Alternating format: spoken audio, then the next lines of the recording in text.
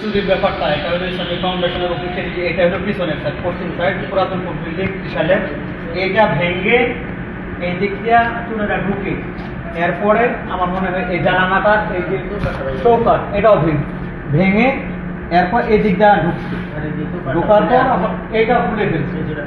এই দিক দিয়ে এটা নিয়ে হয় না, এই দিক দিয়ে মালামাল নিয়ে তারা চলে গেছে আর কি। এই দিক দিয়ে মালামাল বলি আমার এখানে অনুশীলন বই ছিল, অন্যান্য ছিল, আর ওই আলমারির মাঝখানেই ছিল মাইক সেট ছিল, ওই তারপরে ছিল হ্যাঁ দুইটা ফ্যান ছিল, খাতাপত্র অনুশীলন অনেক খাতাপত্র এখান থেকে নিয়ে গেছে। এখানে এগুলো এলোমেলো করে হয়ে গেছে, এই জিনিসগুলি সেটাই সেটা রেখে গেছে।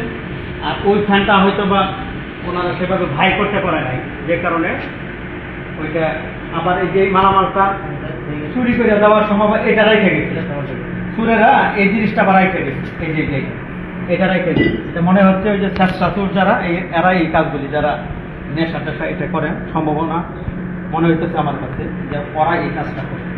আমি আসলে চাচ্ছি যে এটার জন্য একটা দ্রুততার সাথে ওসি মহোদয়ের প্রতি আমার সুদৃষ্টি থাকবে, যেন অতি তাড়াতাড়ি দ্রুততার সাথে এই ব্যাপারে, শুধু এটা আমার অফিস না, আরও সাথে অনেকগুলি অফিস আছে, ওই অফিস হতে দুর্বৃত্তরা এই কাজগুলি করতে পারে। এটা সব পুরাতন ভাঙ্গা হয়ে গেছে, ভেঙে গেছে।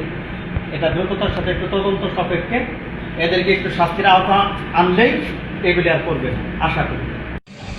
আসসালামু আলাইকুম, আমি Mohammad Jahangir Alam, field supervisor, Islamic foundation, Mymensingh বিভাগীয় কার্যালয়ের অন্যতম থানা ত্রিশাল থানার সুপারভাইজার। এখানে আমার অফিসে গত 4 তারিখ দুর্বৃত্তরা চুরি করে অফিসের কিছু মালামাল তারা নিয়ে যায়, তারপরে সেটা মেরামত করি, মেরামত করার পরে আবার দেখা যাচ্ছে আজকে 8 তারিখেও চুরি হয়েছে। এবং এই চুরির ব্যাপারে গত 4 তারিখে চুরি হওয়ার পর আমি থানাতে অভিযোগ করি, সেই অভিযোগের প্রেক্ষিতে ওনারা এসে তদন্ত করে দেখে যান, দেখে যাওয়ার পরে আবার এই 8 তারিখে এসে দেখে অফিসে সেভাবে চুরি হয়েছে। আবারও অনেক জিনিস আমার নিয়ে গেছে অফিসের, বিশেষ করে এখানে মাইক সেট ছিল, সাউন্ড বক্স ছিল, কয়েকটা ফ্যান ছিল এবং টয়লেটে একটা বক্সের মতনই ছিল উপরে, সেটাও নিয়ে গেছে। তাই আমি সকলকে সচেতন হওয়ার জন্য দৃষ্টি আকর্ষণ করছি এবং এই চোরকে চিহ্নিত করে তাদেরকে আইনের আওতায় এনে বিচার করার জন্য সংশ্লিষ্ট দায়িত্বশীল যারা আছেন থানার ভারপ্রাপ্ত কর্মকর্তা ওনার প্রতি সদয় দৃষ্টি আকর্ষণ করছি। ধন্যবাদ।